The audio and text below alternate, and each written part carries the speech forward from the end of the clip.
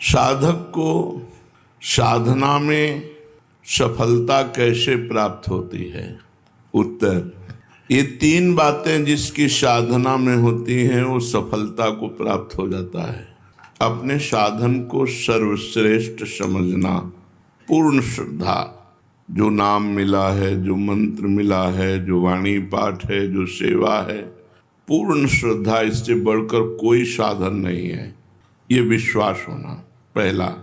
दूसरा, तत्परता, खूब प्रयास रहते कर, अधिक से अधिक नाम जप, अधिक से अधिक वाणी पाठ, अधिक से अधिक सेवा, खूब तत्परता पूर्वक लगन पूर्वक खूब।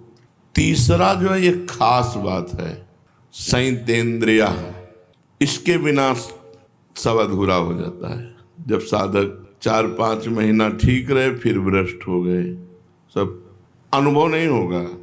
ये हम बहुत सुलझी हुई बात कह रहे हैं। साधक यदि अपने इन दोषों को सुधारेगा नहीं तो पूरा जीवन ऐसे ही चला जाएगा। भगवान कृपा करें, बुद्धि शुद्ध हो, साधन में लगन होना, साधन को सर्वश्रेष्ठ मानना और अजितेंद्रिय होना, मनमानी आचरण करना, कुछ सफलता नहीं मिलेगी।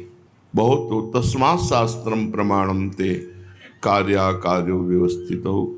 इसलिए ये पॉइंट बहुत जरूरी है। संयतेंद्रिय, बिल्कुल निर्दोष जीवन होना चाहिए। अंदर हमारे कमियां हैं लेकिन हम बाहर कोई भी ऐसी हरकत नहीं होने देंगे। कोई नशा नहीं, कोई व्यभिचार किसी तरह का अष्टमैथुनों में नहीं, किसी बाहरी संग नहीं, बिल्कुल पवित्र जीवन। तो बहुत जल्दी साधना का लाभ आपको मिलने लगेगा।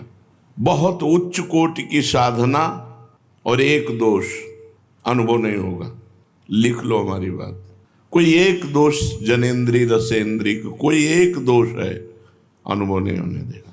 पूर्ण रूप से बिल्कुल पैक कर लो अपने साधन को, कहीं से छीण ना होने पावे, तो आपको अनुभव हो जाएगा। साधक यही असावधान रहता है कि दिन भर भजन किया है, 10-20 मिनट मनोरंजन कर लेते हैं। नहीं, वो 10-20 मिनट तुम्हारे 24 घंटे के भजन के ऊपर पर्दा डाल देगा, अनुभव नहीं होने देगा। इसलिए बहुत सावधान, ये हम अपने हृदय की बात कह रहे हैं कि अगर आप साधन कर रहे हो तो अपने साधन को बचाना भी सीखो, उसको लुटाओ मत, गलत जगह मत लुटाओ। किसी को पीड़ित देख रहे हो, दुखी देख रहे हो, फिर प्रार्थना कर दो, अपना भजन दे दो, चलेगा। लेकिन इंद्रियों की गुलामी में भजन को छीण कर देना है, बिल्कुल अनुभव नहीं होगा बहुत लंबे समय तक, और आपको साधन में अश्रद्धा हो जाएगी और तत्परता तो रह ही नहीं सकती है। जितेंद्रीय पुरुष तत्पर नहीं रहता। सबसे बड़ा दोष होता है कि जब हमसे गलती होती तो हमें अपने साधन पर अविश्वास हो जाता है, और जो संयतेंद्रिय नहीं है उसकी दिनचर्या एक जैसी कभी चल ही नहीं सकती। ये पहचान है। एक जैसी दिनचर्या संयतेंद्रिय वाला, संयतेंद्रिय, तब ज्ञानम लब्ध्वा पराम शांति मचिरेणाधिगच्छति।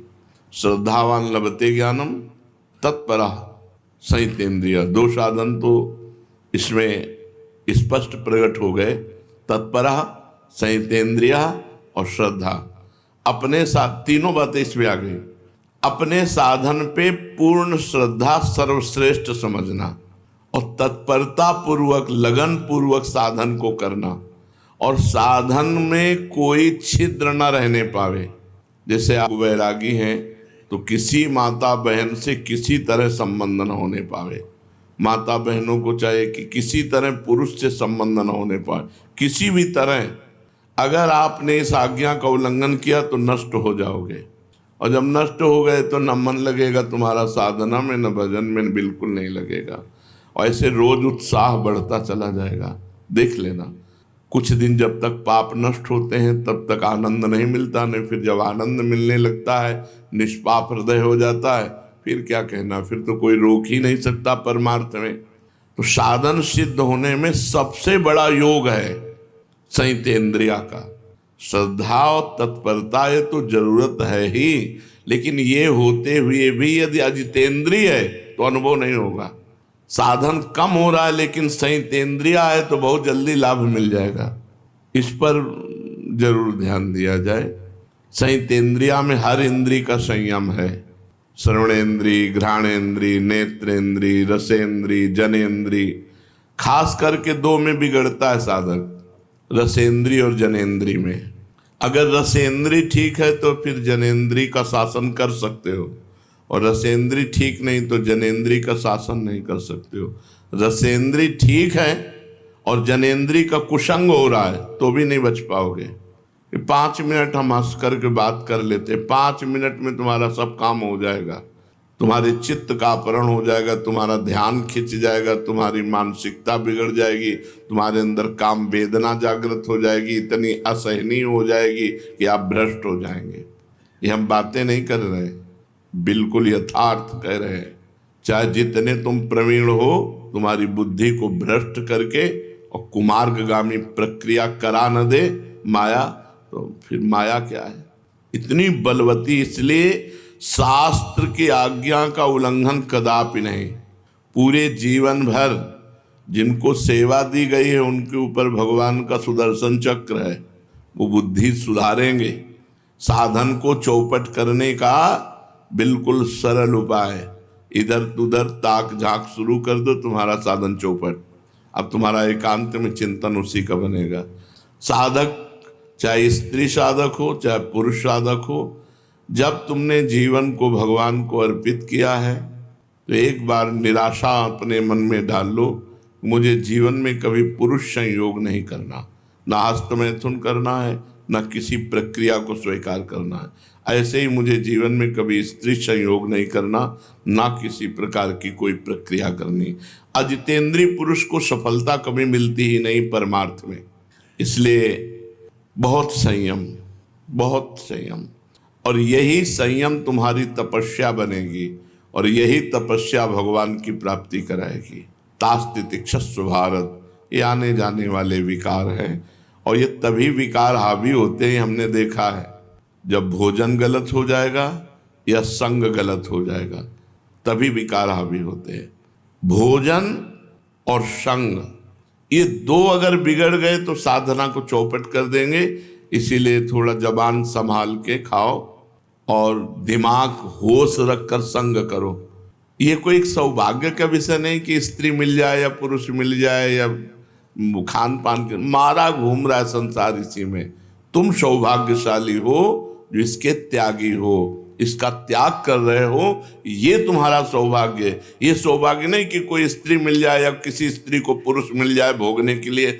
नारकी गतियों में भी ये मिलता है, ये तो हर जीव भोग रहा है। धन्य है वो काछ वाच मल निश्चल राखे, धन धन जननी तेरी रे। धन्य है वो, उसकी माँ धन्य है जिसका काछ जनेन्द्री पवित्र, वाकेंद्री पवित्र और मन पवित्र। जो लंगोटी का पक्का, जबान का पक्का, मन का पक्का। अगर जीवन भगवान को दिया है तो ये पक्का कर लो कि चाहे विश्व की सुंदरी आ जाए, चाहे विश्व के देवराज ही क्यों ना आ जाए, दोनों पक्षों में बिल्कुल निश्चित। और जिस दिन तुम्हारा मन खराब हो उस दिन उपवास कर लेना, ये हम दवा बता रहे हैं। जय दिन खराब रहते दिन भोजन मत पाना, पानी केवल पीना, अपने आप ठीक हो जाओगे।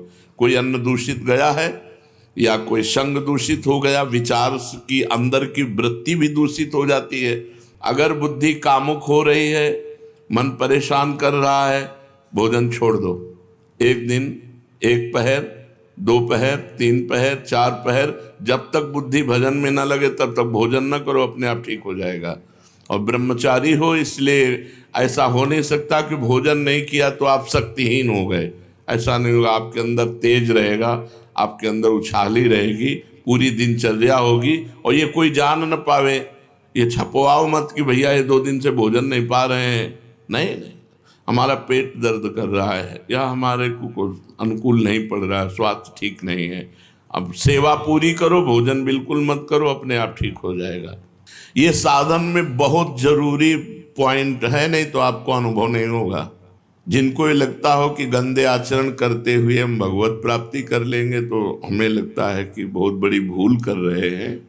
वो अचानक भगवान कृपा कर दें तो घोर पापी को भी परम पद दे दें, लेकिन सिद्धांत ऐसा है, संयतेन्द्रिया, अपने इंद्रियों को बस में रखो, उसके लिए कुछ भी छोड़ना पड़े, कुछ भी छोड़ना पड़े।